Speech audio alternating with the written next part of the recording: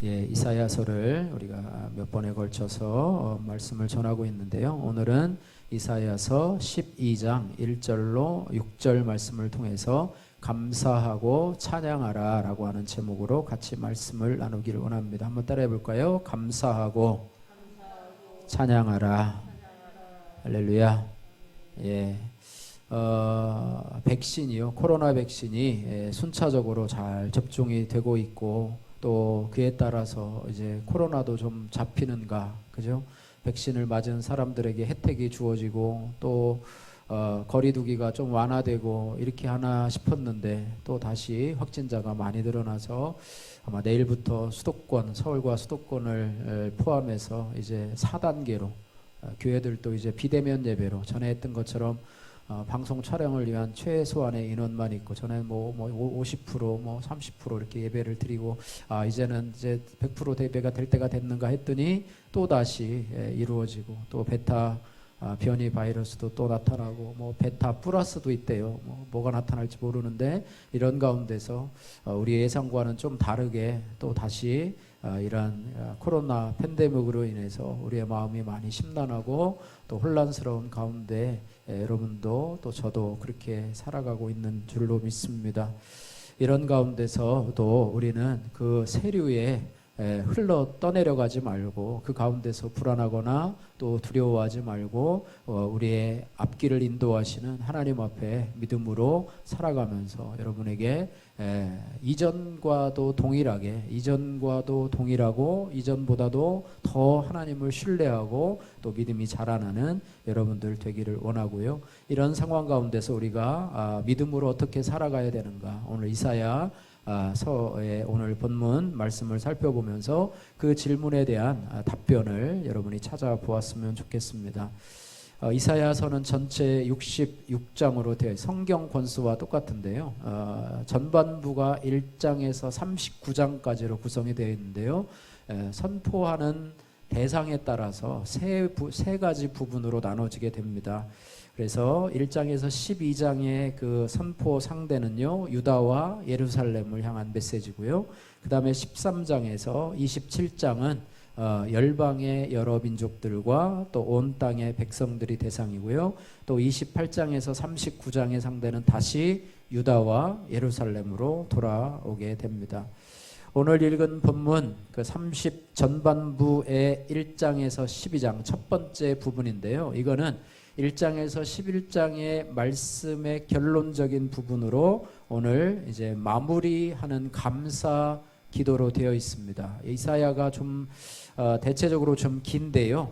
오늘 이사야 12장은 마치 장마에 잠깐 반짝해서 햇빛이 비치는 것처럼 아주 귀엽죠, 그죠? 1장에서 6장 너무나 깔끔하고 쌈박하잖아요. 그래서 그것을 하는데 혹시 시편이 아닌가 싶을 정도로 하나님에 대한 찬양 노래를 하고 있는 그런 부분입니다. 그래서 오늘날과 같은 심판의 시대를 살아가는 자들이 불러야 할 노래라고 하면서 그 부분을 얘기하고 있습니다. 이 노래에는 뭐가 들어가 있냐면 감사와 찬양이 들어가 있습니다. 그래서 우리가 그 시대에도 심판의 시대에 하나님께 대한 감사와 찬양을 했다면 오늘날도 하나님의 심판과도 같은 이 코로나 팬데믹 시대를 맞이하면서 우리가 동일하게 그 시대와도 동일하게 우리가 하나님께 감사하며 찬양하며 나가시는 저와 여러분들 되시기를 주님의 이름으로 축복합니다.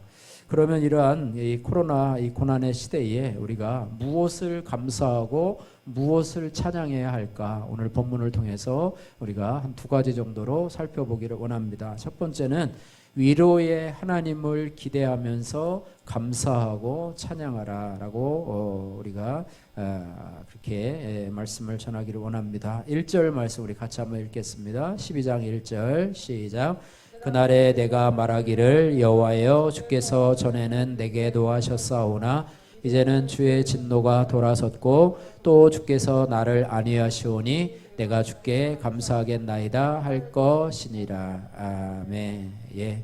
그날에 내가 말하기를, 그날 하면은 주님이 회복시키는 그날, 그죠? 하나님께서 바벨론에서 돌아오게 하시는, 바벨론 포로에서 돌아오게 하시는 그날, 진노를 멈추시고 다시 구원의 은혜를 베푸시는 그날, 그죠? 고난의 터널 속에서 나오게 하시고 이제 기쁨으로 회복시키시는 그날, 그날에 내가 말하기를 여호와여 주께서 전에는 내게 노하셨사오나, 주께서 전에는 내게 진노하시고 심판하시고 징벌하셨으나 그러나 이제는 주의 진노가 돌아섰고 주의 진노가 이제는 끝이 나서 멈추었고 또 주께서 나를 안위하시오니, 안위라고 하는 말은 뭐냐면 위로의 말입니다. 위로하셨사오니 내가 주께 감사하겠나이다 할 것이니라, 이렇게 고백을 하고 있습니다. 사람은요, 위로가 필요한 존재예요. 위로가 필요한 존재입니다. 위로를 여러분 사전에서 찾아보면 어떤 뜻이 있냐면 따뜻한 말이나 행동으로 괴로움을 덜어주거나 슬픔을 달래주는 것이다, 이렇게 되어 있습니다. 이별 중에 이 슬픔 중에서 가장 큰 슬픔이 이 배우자를 잃은 슬픔이라고 그래요. 지수를 조사해 봤더니 그것이 가장 지수가 높다고 그래요. 그래서 사랑하는 사람과 이별한 것 같이 고통스럽거나 불행한 상황 속에서 보통 사람은 위로를 받고 싶어 합니다. 이것은요, 그 상황을 변화시킬 수 있는 해결책을 원한다기보다는, 위로를 받고자 할 때는 그 해결책을 바라는 게 아니에요. 해결책을 바라서 이렇게 하세요, 저렇게 하세요, 왜 그렇게 했어, 왜 그렇게 했어, 옳고 그름을 따지자고 상대방을 찾아가는 게 아니고요. 그렇게 하면 다른 어떤 문제들보다도 자신을 좀 이해해 달라, 나의 이런 슬픔을 좀 이해해 달라, 나의 이런 억울함을 좀 이해해 달라, 공감해 달라, 나의 아픔을 좀 같이 좀 나눠주고 같이 좀 들어달라 하는 것이지, 뭔가 해결책을 바라는 건 아니에요. 해결책이 당장 나올 수는 없잖아요. 그냥 같이 이해해주고 그렇잖아요. 그래서 우리가 공감의 말이 뭐냐면, 우리가 가장 공감해 줄 수 있는 말이 뭐냐면, 그랬구나 하는 말이 공감해 줍니다. 그렇게 힘들었구나, 참 그렇게 보니까 참 억울했겠구나, 참 많이 힘들었겠구나, 이 말을 해주는 것이 공감해 주는 거예요. 공감 능력이요, 상담자에게는 너무너무나 필요합니다. 그래서 같이 공감해주고 그러면서 그 사람이 위로를 받고 이런 부분들이 필요하다고 하는 것입니다.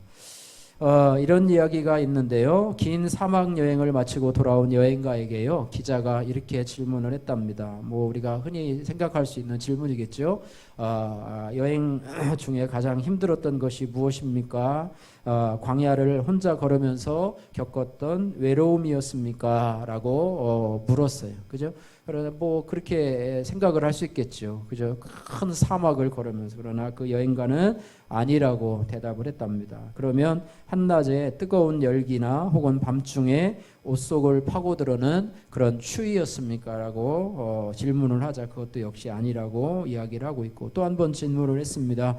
끝없이 이어진 그런 사막이라고 하는 여정에 있어서 지루함이었습니까? 라고 하자 그것도 아닙니다 라고 하면서, 그럼 도대체 뭡니까? 라고 이 기자가 여행가에게 묻자 그 여행가는 이렇게 대답을 했다고 합니다. 사막 여행 내내 나를 힘들게 했던 것은 다른 것이 아니라 추위도 외로움도 더위도 아니라 내 신발 속에 있던 작은 모래 알갱이였습니다. 이런 고백을 하더랍니다. 그렇습니다. 우리가 인생을 살아가면서요, 우리는 크고 작은 여러 가지 문제로 힘들어합니다. 물론 정말로 여러분의 삶을 돌아보면 정말 엄청난 큰 바위덩어리와 같은 그런 사건들이 여러분의 삶의 주위에 아마 있었을 거예요.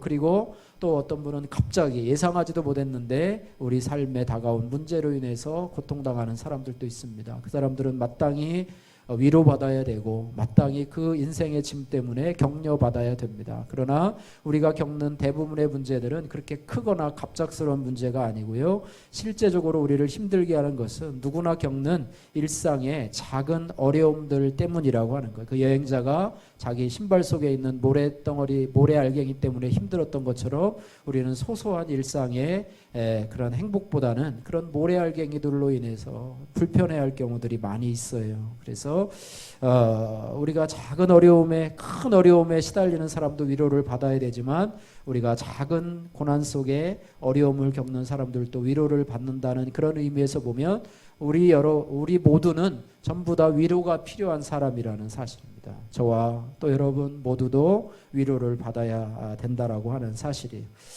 그래서 이 아버지와 아들 또 딸과 엄마에 대한 이런 글이 있었어요. 아마 많이 경험적으로 연구를 한 것 같아요. 여러분이 동의를 하시든 동의를 하지 않으시든 여러분이 이 글을 한번 보시고 생각을 해보면 좋겠어요. 아들은 늘 아버지에게 위로를 받고 싶어합니다. 인정도 받고 싶어하겠죠.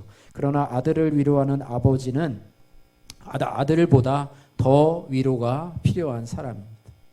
아들이 가진 문제는 이미 아버지가 다 겪어온 일이지만 아버지의 문제는 한 번도 겪어보지 않은 일이기 때문입니다. 아들은 별것 아닌 일로 아버지의 위로를 받지만 아버지는 아주 큰 일을 당하고도 누군가에게 위로를 받지 못합니다. 혼자 힘들어하고 혼자 아파해야 돼. 또 딸과 어머니의 관계인데요. 딸은 한 번도 어머니를 위로하지 않습니다. 동의를 하든 동의를 하지 않든 위로를 하지요. 그죠? 근데 아마 이렇게 결론을 내렸어요. 딸이 받는 위로는 어머니의 피와 생명입니다. 젊은 딸에게 어머니의 위로는 생명의 양식입니다. 그만큼 딸에게 엄마의 위로가 필요하다는 거고요. 또 딸은 엄마의 위로가 그렇게 소중하다고 하는 거예요. 딸은 고통 속에서 어머니의 위로를 받으며 성숙하지만 어머니는 딸을 위로하며 2배로 늙어갑니다. 어머니도 역시 위로받아야 될 대상인데 위로받을 곳이 없다는 거예요. 예, 그렇습니다. 늘 자식들을 위로하면서 살아가는 아버지, 어머니도 위로가 필요한 사람이고요. 그런 것을 똑같은 위로가 필요한 사람임을 우리가 인정하면서 우리가 살아가야 될 줄로 믿습니다. 우리가 사람의 위로가 필요하고요. 또 그렇지만 사람의 위로가 한계가 있다는 것을 우리가 생각을 해봐야 돼. 예. 욥기를 보면은요, 욥이 갑작스러운 재앙으로 인해서 여러 가지 시련에 빠지게 됩니다. 그러자 세 친구가 이 욥을 위로하기 위해서 오지 않습니까? 예. 그래서 대만 사람 엘리바스, 수아 사람 빌닷, 나아만 사람 소발이라고 하는 사람이 서로 먼 곳에 있는 사람인데요. 서로 연락하고 약속해서 먼 길을 찾아옵니다. 그 이유는 단 한 가지. 누구를 위로하기 위해서요? 욥을 위로하기 위해서 찾아옵니다. 처음에 와가지고요, 할 말이 없어요. 그가 지금 어떤 상황입니까? 재산도 다 잃어버리고 자식들도 다 죽어버리고 또 욥의 몸을 보니까 헌대를 앓고 정말로 가려워서 그런 여러 가지 가운데 정말 어려운 형편 가운데 있어요. 그런 가운데서 욥을 위로하기 위해서 왔는데 저들도 할 말이 없어요. 무슨 말도 도움이 안 될 것 같아서 그냥 7일 동안을 그저 앉아 있습니다. 그러다가 욥이 이제 조금 힘을 얻자 욥도 말을 하는데 욥의 입에서 무슨 말이 나오냐면 욥이 생일을 저주하면서 내가 태어나지 않았더라면 더 좋았을 것을 그렇게 하면서 탄식을 털어놓기 시작을 합니다. 그러자 이제는 드디어 욥을 위로한답시고 이제는 친구들이 한마디씩 이야기를 하게 되는데요. 욥을 위로한다고 욥의 힘든 처지를 이해해서 아이고 그랬구나, 참 힘들구나, 너무 어렵지 이렇게 하면 될 텐데 공감을 하지 않고 욥의 입장이 아니라 자신들의 입장에서 그 고난의 이유에 대해서 나름대로 신학적인 설명을 하기 시작해요. 네가 이렇게 고난을 받는 것은 네가 하나님 앞에 뭔가 잘못된 것이 있을 거야, 네가 죄가 있어서 그럴 거야 라고 하고 있습니다. 오늘 새벽 예배 여러분 야고보서를 강의하는데요. 오늘 야고보서 마지막 부분을 이제 강의를 했는데요. 혹시라도 죄가 있거든 서로 고하며라고 했을 때 병낫기를 위하여 기도하며 혹 죄를 고하기도 하라 이렇게 하고 있는데요. 병에 대한 부분이요. 전부 다 죄 때문에 이루어진 것은 아니라고 하는 거예요. 여러분 우리의 고난이요. 고난은 너의 죄 때문이다. 고난은 죄다. 죄는 고난으로부터 온 거다. 100% 이렇게 할 수가 없어요.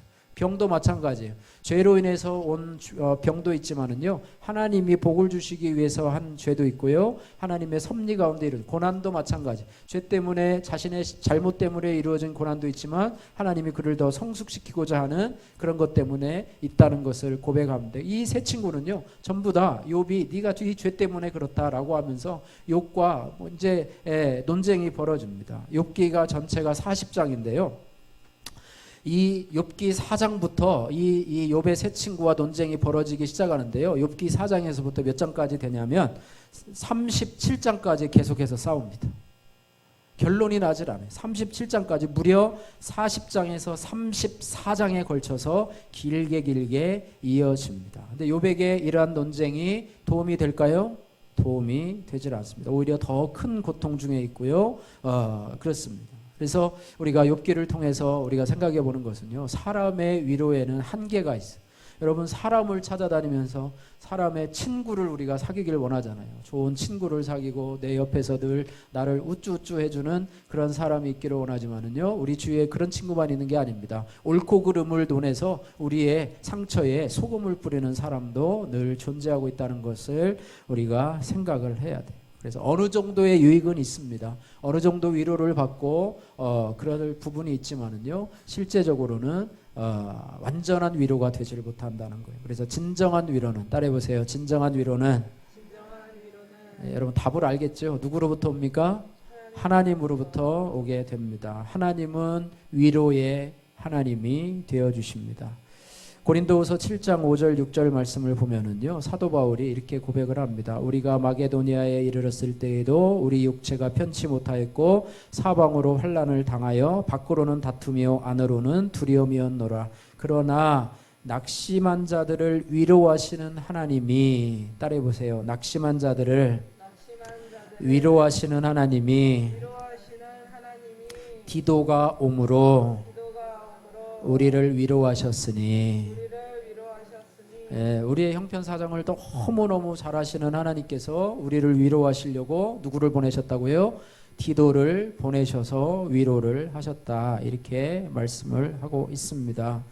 그 다음에 시편 이사야 49장 14절 이사야 선지자가 기록한 말씀인데요. 이렇게 말해요.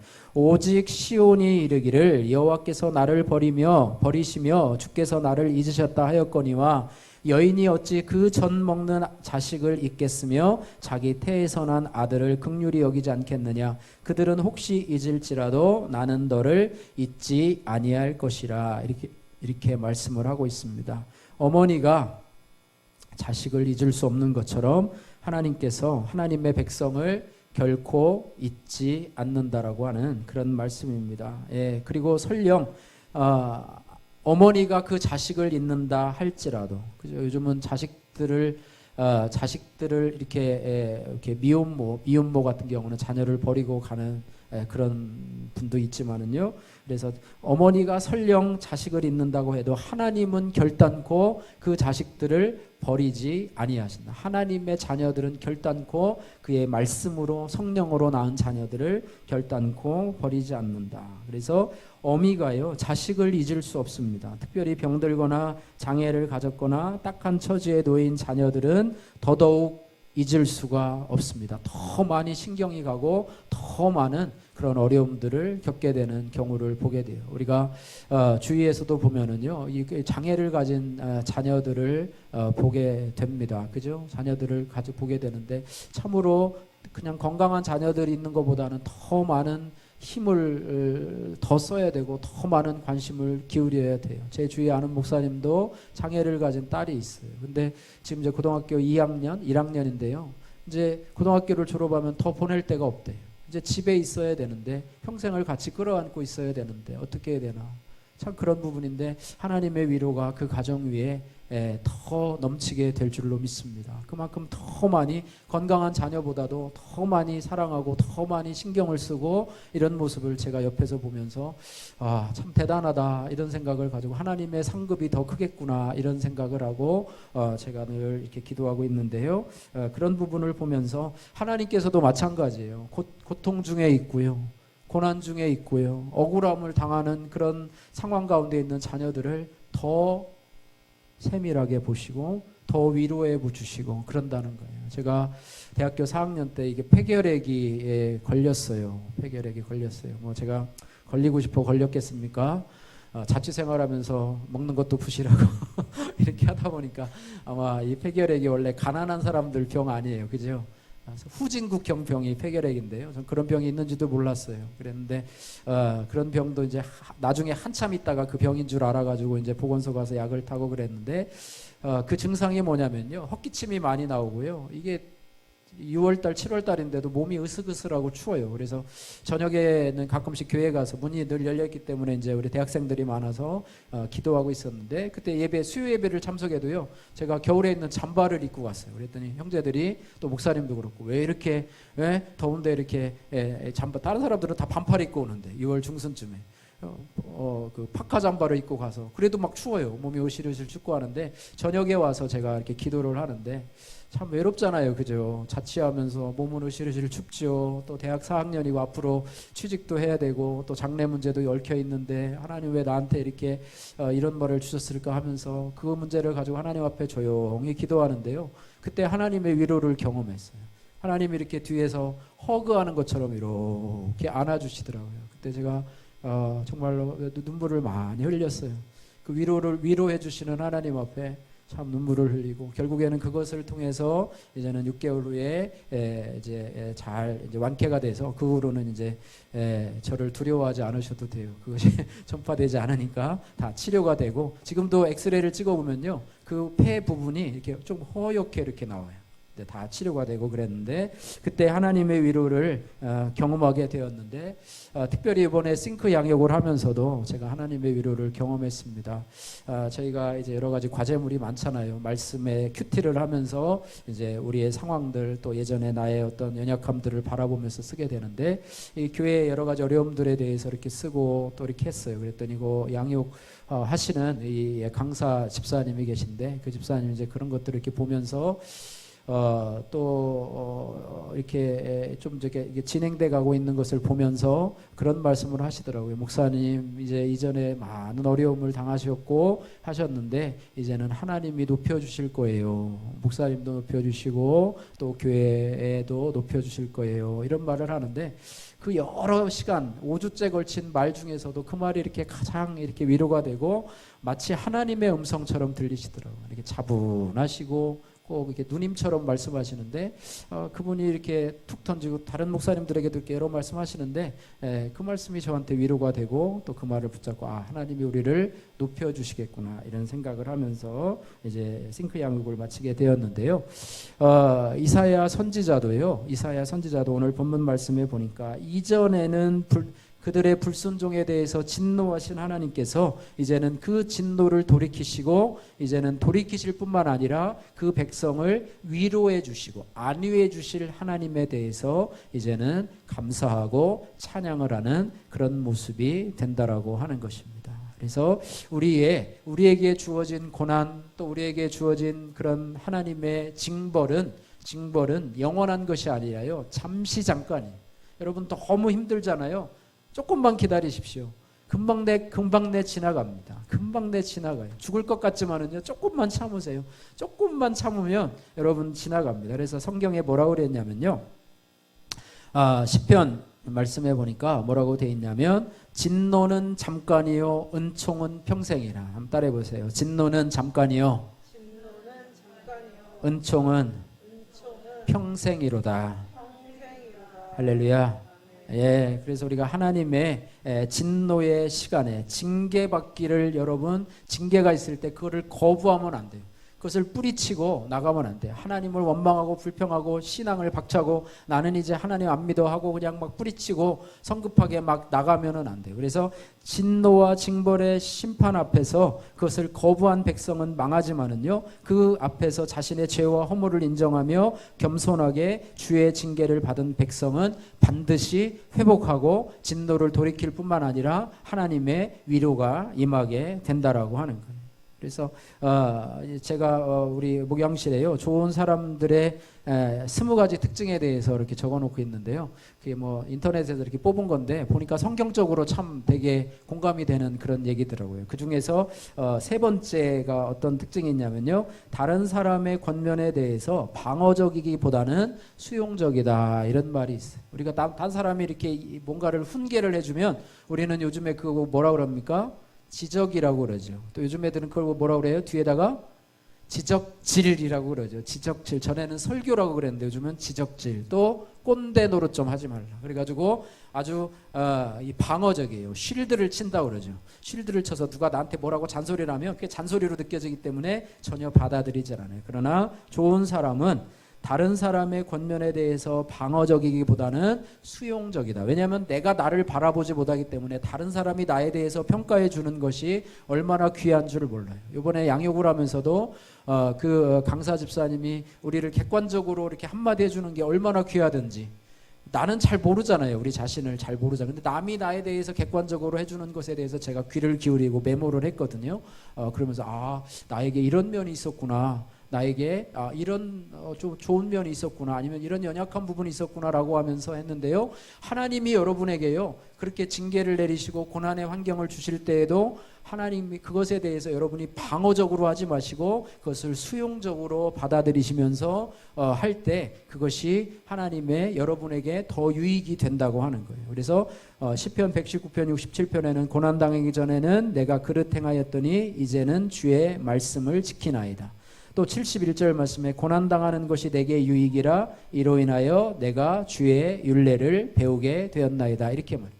여러분의 지금 억울함, 또 여러분 고난, 고통들을 잘 인내하시면서 말씀으로부터 여러분이 위로를 받고 그것을 잘 넘기시면은요, 여러분에게 그것이 더 큰 유익이고요. 나중에요, 고난당하는 자들을 여러분이 위로할 수 있는 약재료가 된다고 하는 거예요. 내가 그때 그랬었는데 이렇게 넘어갔어. 그러면 그 사람이 그거를 은혜 받고요, 살아나는 역사가 있다니까요.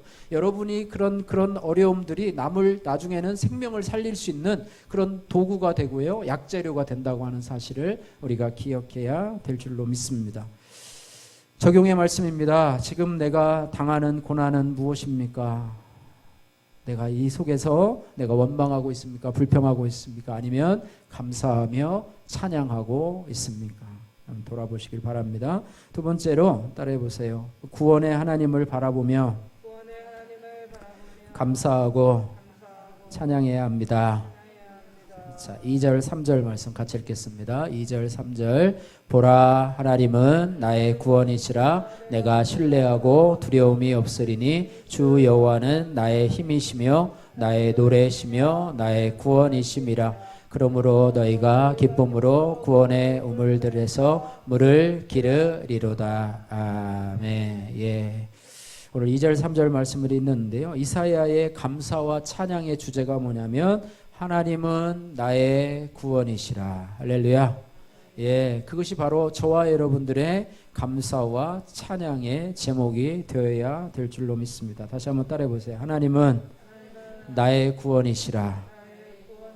할렐루야. 예, 하나님은요 우리의 구원과 도움을 주시는 분일 뿐만 아니라 구원과 도움 자체가 되시는 분이라고 하는 거예요. 예. 보통 구원으로 번역되는 이 여슈아라고 하는 히브리 단어는요, 도움 혹은 보호, 구조, 원조를 의미하는 단어로요, 참 광범위하게 씁니다. 우리 내적으로는요, 우리 영적으로 정신적인 문제에서 우리를 구원하시는 분, 외적으로는 우리의 물질적인 문제에서도 구원해 주시는 분이라고 하는 것입니다. 그래서 특별히 오늘 2절 말씀에 보니까 주 여호와, 중간에 보니까 주 여호와는 나의 힘이시며 나의 노래이시며 나의 구원이심이라 라고 하는 것은요, 출애굽을 하고 나서 홍해를 안전하게 건넌 후에 모세가 찬양한 내용을 인용한 구절입니다. 다시 한번 따라해 볼까요? 주 여호와는 나의 힘이시며 나의 노래이시며 나의 구원이시미로다. 할렐루야. 예, 출애굽을 가능하게 하신 하나님, 그죠? 출애굽을 가능하게 하신 하나님에 대해서 찬양하고 있는 것인데요. 주 여호와는 나의 힘이시며 나의 노래이시며 나의 구원이시미로다. 이렇게 말해요. 출애굽을 다른 말로요, 엑소더스라는 말을 씁니다. 여러분 영화에도 아마 엑소더스라는 말이 있을 거예요. 여러분 어려운 환경에서 벗어나는 것이 바로 엑소더스입니다. 제가 서울에서 부교육자 생활을 할 때 참 힘들었어요. 목사님이 워낙 엄격하시고 또 완벽한 분이시기 때문에 저는 좀 털털한 부분도 가끔씩 있거든요. 완벽하지 못하잖아요. 완벽하지 못하는데 그런 부분에 대해서 또 지적을 하고, 또 교육자가 한 7, 8명 있었는데 또 경쟁 시스템을 도입하셔가지고 경쟁 구조로 만들고, 또 그러다 보니까 또 부교육자들이 또 그 목사님에게 또 잘 보이려는 부류가 있고 또 아주 포기한 부류가 있고 이랬는데, 저는 뭐 중간이었죠. 그러면서 너무 힘들어서, 힘들고 어렵고, 또 교구 간에도 경쟁을 시키고 이렇게 해가지고 너무 힘들어서 스트레스를 많이 받은 것 같아요. 그래서 한의원을 가끔씩 가서 부항을 뜨면요, 막 검은 피가 나오는데, 그 한의원 뭐 이렇게 힘든 일이 있으세요?